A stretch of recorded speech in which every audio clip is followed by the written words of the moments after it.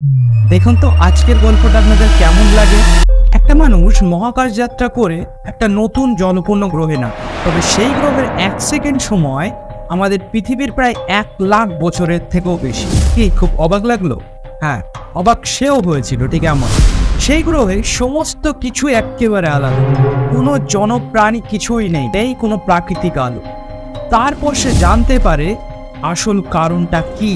জানতে পারলো এই গ্রহটা রয়েছে ব্ল্যাক হোলের খুবই কাছে, যা গ্রাস করতে পারে সম্পূর্ণ পৃথিবী।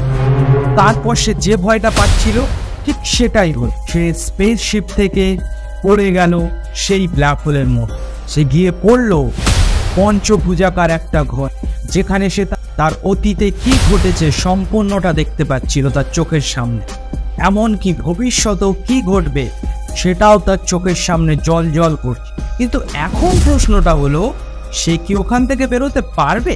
যদিও সে বেরোয়, সে বেরিয়ে কি দেখবে?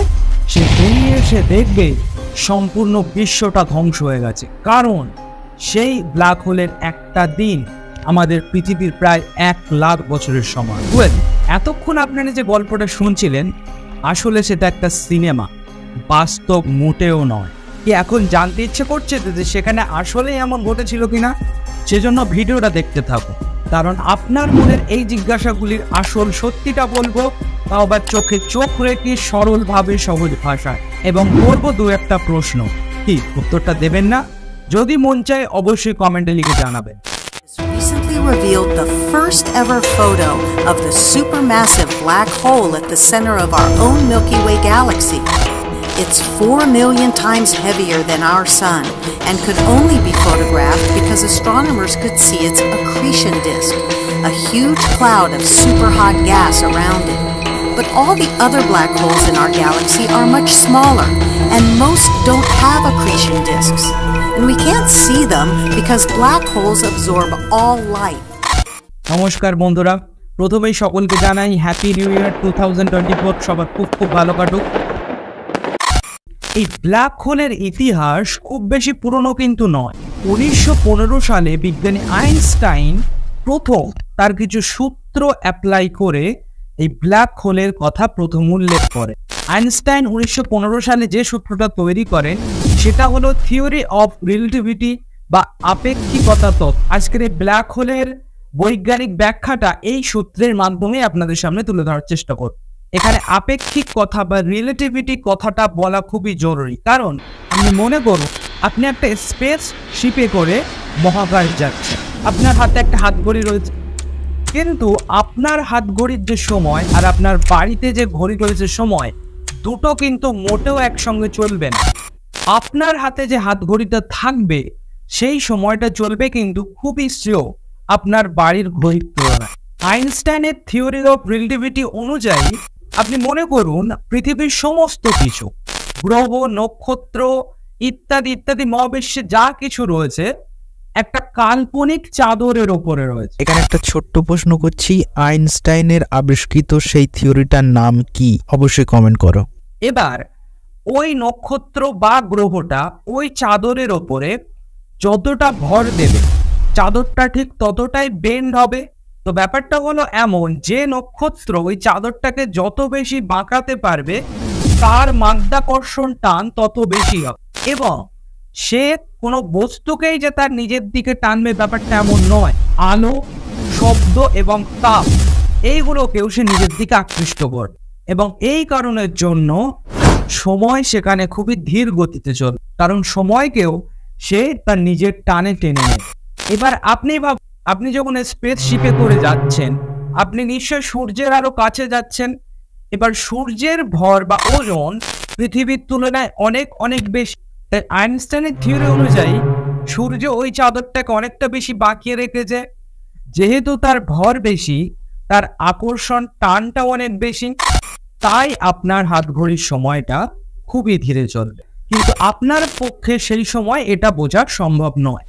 2014 সালে ক্রিস্টোফার নোলানের পরিচালনায় ইন্টারস্টেলার বলে একটা মুভিতে দেখানো হয়, সেই সিনেমার মুখ্য চরিত্র কুপার যখন একটা জলপূর্ণ নতুন প্ল্যানেট বা গ্রহে নামে, তখন সে দেখে সেই গ্রহের একটা দিন পৃথিবীর প্রায় 7 বছরের সমান। কারণটা খুবই অদ্ভুত ছিল। কারণটা হলো এই গ্রহ ছিল গারগান্টুয়া নামক ব্ল্যাক হোলের খুবই কাছে। আমরা জানি বিশাল এক মহাজাগতিক বিস্ফোরণ বা বিগ ব্যাং এর ফলে কিন্তু আমাদের সূর্য, পৃথিবী সমস্ত কিছুই সৃষ্টি হয়েছে। এই প্রসঙ্গে বলে রাখি, পৃথিবী সৃষ্টির এক অজানা যে রহস্য, সেই ভিডিও কিন্তু আমি আগেই করে রেখেছি। উপরে আই বাটনে ক্লিক করে গল্পটা একবার দেখে আসতে পারেন যদি ইচ্ছা করে। সূর্য থেকে আমরা মেনলি কি পাই? আলো ও উত্তাপ পাই। এবার প্রশ্নটা হলো যে আলোটা কি আমরা যে বাল্ব জ্বালাই, সূর্যেও এরকম বাল্ব জ্বালে দিনের বেলা, রাত্রে বন্ধ হয়ে যায়? একদমই ব্যাপারটা ওরকম। আসলে সূর্য আলো সবসময় দিচ্ছে। আপনারা জানেন যে পৃথিবীর পরিবর্তন গতির ফলে সবসময় একটা জায়গায় আলো থাকে না। এর কারণটা হলো সূর্যে প্রতিনিয়ত হাইড্রোজেন এবং হিলিয়াম গ্যাস জ্বলছে এবং সেই জ্বলনের ফলে যে আলোর উত্তাপ তৈরি হচ্ছে সেটাই কিন্তু আমরা আলো হিসেবে পৃথিবীতে পাচ্ছি। উদাহরণস্বরূপ আপনারা জেনে রাখবেন যে হারিকেনের আলো, আগুন জ্বলে, সে আলো আমরা দেখতে পাই। ব্যাপারটা ঠিক অমন। সেই হারিকেনের আলোটাকেই আপনি কয়েকশো কোটি গুণ বড় করে ধরুন, ওটাই হলো। এখানে একটা ছোট্ট প্রশ্ন, কেন আমরা সূর্যের আলো সবসময় পাই না? অবশ্যই কমেন্টে লিখে জানান। এবার ওই যে নক্ষত্রগুলোর জ্বালানি, সেটা তো সারা জীবন থাকবে না, কোনো না কোনো সময় ওই জ্বালানি তো শেষ হবে এবং তখন ওই নক্ষত্র থেকে আর আলো পাওয়া যাবে। সূর্যের মতো আমাদের যে নক্ষত্রটা আছে সেটা প্রায় 1 বিলিয়ন বছর পরে তার জ্বালানি সম্পূর্ণভাবে শেষ হবে এবং এই জ্বালানি শেষ হওয়ার পরে একটা নক্ষত্র নিজেই ধ্বংস হয়ে যায় এবং তার ফলে ব্ল্যাক হোল তৈরি। যতদিন নক্ষত্রগুলো জ্বলতে থাকে ততদিন পর্যন্ত এই নক্ষত্রগুলিতে দুরকম শক্তি বর্তমান থাকে। সেটা কেমন?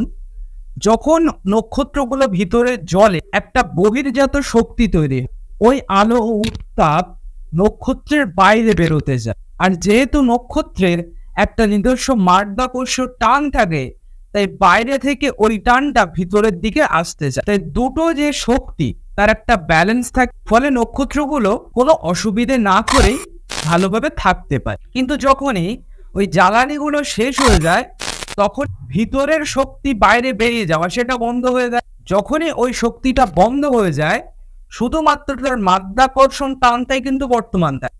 এবার এই যে শক্তির ডিসব্যালেন্স, আশা করি বুঝতে পারছেন, এই ডিসব্যালেন্সের জন্যই ওই নক্ষত্রগুলো নিজে বিস্ফোরিত হয় এবং তৈরি হয় ওয়ার্ম হোল বা ব্ল্যাক হোল। ওয়ার্ম হোলের গল্পটা অন্য একদিন বলবো, আজকের গল্পটা ব্ল্যাক হোল। বাট हमारा बेटा ऐसा नहीं होगा। যাই হোক, জোক সাপাট, মানে ব্যাপারটা আমি বলতে চাইছি যে আমাদের সূর্যটা রয়েছে এটা কিন্তু কোনোদিন ব্ল্যাক হোল হবে না। কারণটা হলো আইনস্টাইন যখন তার সূত্রটা প্রমাণ করেন তিনি মাত্র শুধু সূত্রের মাধ্যমেই জানান যে ব্ল্যাক হোল বলে কোন একটা জিনিস মহাবিশ্বে হতে পারে, তবে বাস্তবে তিনি কিন্তু সেটা দেখেননি। তিনি কখনো চিন্তাও করেননি যে ব্ল্যাক হোল বলে কোন একটা বস্তু মহাবিশ্বে হতে পারে। 1960 সাল নাগাদ বিজ্ঞানী কার্ল স্যানচুয়েল-চাইল্ড ও ডেভিড ফিঙ্কেলস্টেইন এই ব্ল্যাক হোল যে বাস্তবে কেমন হতে পারে সেই প্রমাণটা দেন। শেষমেশ 1971 সালে স্বাধীনভাবে কিছু বিজ্ঞানী সাইজানাস X1 নামক ব্ল্যাক হোলের উপস্থিতি সম্পূর্ণ পৃথিবীর সামনে আনেন। তাদের স্বাধীন চিন্তাভাবনা অনুযায়ী কোন একটা নক্ষত্রের জ্বালানি যখন শেষ হয় সেটা বিস্ফোরিত হয় এবং ব্ল্যাক হোল তৈরি হয়। তবে এখানে বলে রাখি, প্রত্যেকটা নক্ষত্র মারা গিয়ে কিন্তু ব্ল্যাক হোল তৈরি হয় না। কোনো নক্ষত্রের যদি ব্ল্যাক হোল তৈরি হতে হয় তবে তার ভর আমাদের সূর্যের প্রায় 1000 থেকে 1 লাখ গুণ বড় হতে হবে। তারপরও কিছু তৈরি হবে ওয়ার্ম হোল আর কিছু তৈরি হবে ব্ল্যাক হোল। তবে আমরা এই যে ব্ল্যাক হোল কথা বা কৃষ্ণসার গোলাকার কথাটা বলছি, এখানে একটু কিন্তু আক্ষরিক ভুল আছে। কারণ কি, ব্ল্যাক কথার অর্থ হলো কালো। এই ব্ল্যাক হোলের মাঝখানটা যেহেতু একবারেই কালো তাই এটাকে ব্ল্যাক বলা ঠিক, কিন্তু হোল কথাটা কিন্তু এখানে ভুল। হোল কথার অর্থ হলো কি গর্ত, তবে বাস্তবে কিন্তু ব্ল্যাক হোল মাঝখানে কোনো প্রকার গর্ত বা গহ্বর থাকে না, সম্পূর্ণটা কালো একটা গোলাকার বলের মতো এবং এর মধ্যে অনেক মিনারেলস থাকে। আমরা জানলাম যে ব্ল্যাক হোল কিভাবে তৈরি হয়। এবার একটু চলুন জেনে নিই যে ব্ল্যাক হোল কয় রকমের হয়। সাধারণভাবে বিজ্ঞানীরা বলেছেন যে ব্ল্যাক হোল 4 রকমের হয়। প্রথমটা হলো নিউট্রন ব্ল্যাক হোল। এটা হলো একটা পরমাণুর আকারে, একদমই ছোট্ট আকারের হয়, তবে বাস্তবে কিন্তু এটা হিমালয় পাহাড়ের মতনই শক্তিশালী। নাম্বার 2তে সূর্যের থেকে প্রায় 1000 গুণ বড় যদি কোনো নক্ষত্র মারা গিয়ে ব্ল্যাক হোল তৈরি হয়, সেটাকে বলা হবে স্টেলার ব্ল্যাক। এবং সবচেয়ে বড় যে ব্ল্যাক হোল তার নাম হলো সুপার ম্যাসিভ ব্ল্যাক হোল। এই সুপার ম্যাসিভ ব্ল্যাক হোল তৈরি হতে গেলে সেটাকে হতে হবে প্রায় সূর্যের ভরের থেকেও 1 লাখ গুণ বেশি বড় এবং ভারী। এবং বিজ্ঞানীরা মনে করেন এই যে দুটো ভাগ বললাম, স্টেলার ব্ল্যাক হোল এবং সুপার ম্যাসিভ ব্ল্যাক হোল, এদের মাঝখানেও একটা ভাগ থাকা উচিত, যেটাকে ইন্টারমিডিয়েট মাস ব্ল্যাক হোল বলা হবে। তবে এর বাস্তব উদাহরণ এখনো পাওয়া যায়নি। ব্ল্যাক হোলের মাধ্যাকর্ষণ শক্তি বা আকর্ষণ শক্তি এতটাই বেশি হয়, সে তার কেন্দ্রে সমস্ত জিনিসকে আকর্ষণ করে। সেটা আপনারা আগে নিশ্চয়ই জেনেছেন। ইন্টারস্টেলার মুভিতেও এই সমস্ত বৈজ্ঞানিক বিষয়গুলিকে খুব সুন্দরভাবে দেখানো। এই সিনেমার মুখ্য চরিত্র কুপার স্পেসশিপে করে একটা নতুন গ্রহে ল্যান্ড করে, যা গার্গেন্টুয়া নামক ব্ল্যাক হোলের খুবই কাছে। মুভিটায় যেহেতু সবই বিজ্ঞানসম্মতভাবে খুব সুন্দরভাবে দেখানো হয়, তাই মুভিটা কিন্তু অস্কার পুরস্কারও পেয়েছে। এই ব্ল্যাক হোল হলো মহাকাশের মধ্যে থাকা অন্যতম একটা অদ্ভুত বস্তু। এর মহাকর্ষীয় টান বা আকর্ষণ টান এতটাই বেশি থাকে, আলোকেও নিজের হাত থেকে রেহাই দেয় না। এখানে আপনারা স্পষ্ট একটা ছবি দেখতে পাচ্ছেন। আলোর ফোটন কণাগুলোকে ব্ল্যাক হোল শুষে নিয়ে তার চারপাশে বনবন করে ঘুরতে থাকে। এটা কিন্তু ওই ব্ল্যাক হোলের ফোটন স্তর। এবং এই যে অঞ্চলটা দেখতে পাচ্ছেন, এটাকে বলে ইভেন্ট হরাইজন। ভালো করে একটু দেখে নিন, বুঝে নিন। 2019 সালে প্রথম সুপার ম্যাসিভ একটা ব্ল্যাক হোলের ছবি ক্যামেরায় আবদ্ধ হয়, যেটা তুলেছিল ইভেন্ট হরাইজন নামের একটা টেলিস্কোপ। ছবিটা এখানে দেখতে পাচ্ছি, যেটা মেসিয়ার 87 নামে পরিচিত। এখানে আলোকময় বা উজ্জ্বল যে অঞ্চলটা দেখছেন, সেটা আসলে ব্ল্যাক হোলের সামনের দিক, এবং পিছনের দিক বা অন্য যেটা আবছা অঞ্চল, সেটার ছবি মানুষের সামনে এখনো আসেনি। তবে এখানে এই যে হলুদাভ বা কমলা যে রংটা ইউজ করা হয়েছে, আসলে ব্ল্যাক হোলে কিন্তু এরকম কোনো রং থাকে না। আসলে কালারটা হলো প্রায় বেগুনি রঙের কাছাকাছি। যদি ওই রকম কিছু রং দিয়ে দেখানো হতো, আমরা কিছুই ব্ল্যাক হোল বুঝতে পারতাম না ছবিটা, কারণ বেগুনি রং কালোর খুব কাছাকাছি। তাই একটু লাইট ভাবে দেখানোর জন্য ওই কালারটা ইউজ করা হয়েছে। আমাদের এই আকাশ গঙ্গা বা মিল্কি ওয়ে ছায়াপথে প্রায় 110 বিলিয়নেরও বেশি ব্ল্যাক হোল রয়েছে।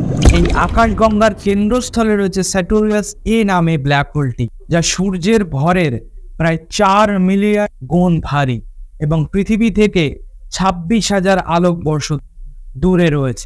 এই ইন্টারস্টেলার সিনেমাটি পুরোপুরি বিজ্ঞান ভিত্তিক হলে এর ক্লাইম্যাক্সে যে পার্টটা দেখানো হচ্ছে, কুপার তার স্পেসশিপ নিয়ে ব্ল্যাক হোলের দিকে খুব দ্রুত বেগে নামতে থাকে এবং ব্ল্যাক হোলের দিক থেকে ধেয়ে আসা কিছু আলোর টুকরো তার সাথে স্পেসশিপের ঘর্ষণ লাগে এবং আস্তে আস্তে ব্ল্যাক হোলটা আগুন ধরে যেতে থাকে এবং তখন সে ওটা ভেঙে বেরিয়ে আসতে বাধ্য হয় এবং ব্ল্যাক হোলের দিকে আরো গতিতে নামতে থাকে।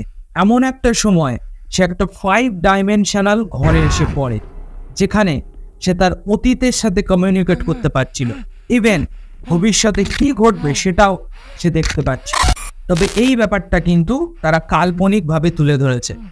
এখনো পর্যন্ত কোনো বিজ্ঞানী বলতে পারেনি যে ব্ল্যাক হোলের মধ্যে কি রয়েছে, তার মধ্যে কি হবে কেউ যদি না। তবে বৈজ্ঞানিক ব্যাখ্যা অনুযায়ী আলো, সূক্ষ্ম আলোর কণা যখন সেই ব্ল্যাক হোলের মধ্যে থেকে বেরোতে পারছে না, মানুষ তো কোন বস্তু। মানুষের দেহ তার মধ্যে যাওয়া মাত্রই কয়েক মিলি সেকেন্ডের মধ্যে সেটা টুকরো টুকরো হয়ে যাবে, এমনটা বিজ্ঞানীরা মনে করে। তবে আপনার আতঙ্কের এখানে কোনো কারণ নেই। মহামারী করোনা থেকে যখন একটু সেফটি মেনটেন করে আপনি বেঁচে গেছেন, আর একটু সেফটি মেনটেন আর নিরাপদ দূরত্বে থাকলে ব্ল্যাক হোল আপনার কিছু করতে পারবেন। আজকের গল্পটা এ পর্যন্তই রাখলাম। এই গল্পটা থেকে যদি আপনার জ্ঞানের ভান্ডারকে একটু হলেও বাড়াতে পারি, অবশ্যই একটু লাইক করে দেবেন।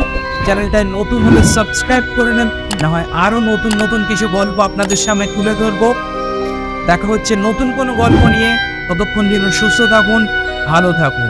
টাটা।